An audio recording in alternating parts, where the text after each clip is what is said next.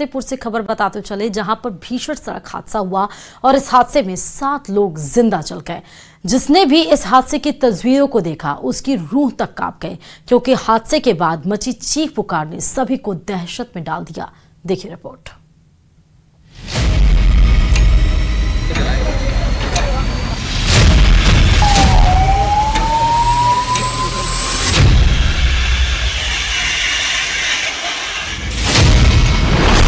रूह कपा देने वाला सड़क हादसा।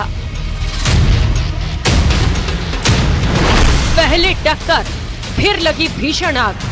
दहकती आग में जिंदा जली 7 जिंदगियां, एक पूरा परिवार दहकती आग में राख। ये तस्वीरें कई दिनों तक आसपास के लोगों के जहन में रहेंगी।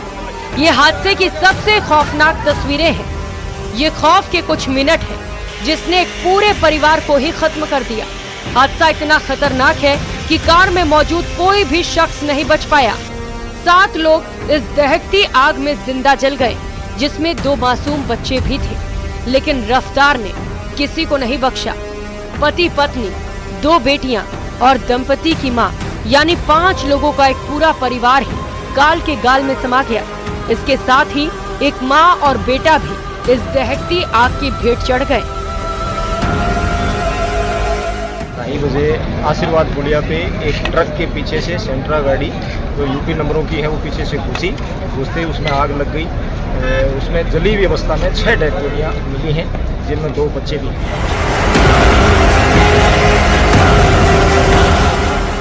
चूरू सलासर स्टेट हाईवे पर तेज रफ्तार अनियंत्रित होकर कार ट्रक में पीछे से जा भिड़ी।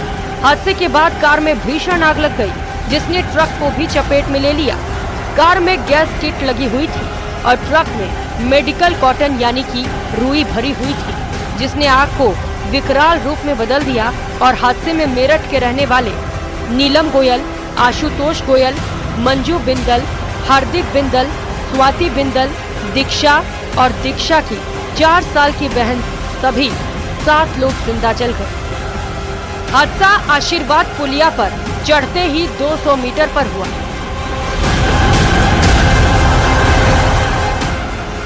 तेज रफ्तार कार जब ट्रक को ओवरटेक कर रही थी, तभी वो अनियंत्रित हो गई और ट्रक में पीछे से भिड़ गई।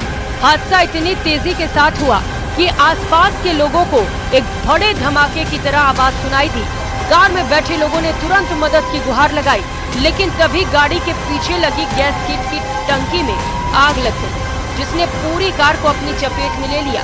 हादसे की सूचना के बाद फतेहपुर, रामगढ़ और लक्ष्मणगढ़ से फायर ब्रिगेड की गाड़ियां बुलाई गई।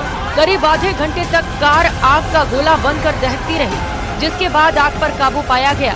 सभी यूपी के मेरठ के रहने वाले थे और सलासर बालाजी के दर्शन करने गए थे। न्यूज़ 18 राजस्थान के लिए संदीप हुड्डा की रिपोर्ट। और रुकते यहाँ छोटे से ब्रेक के लिए, देखते रहिए न्यूज़ 18 राजस्थान।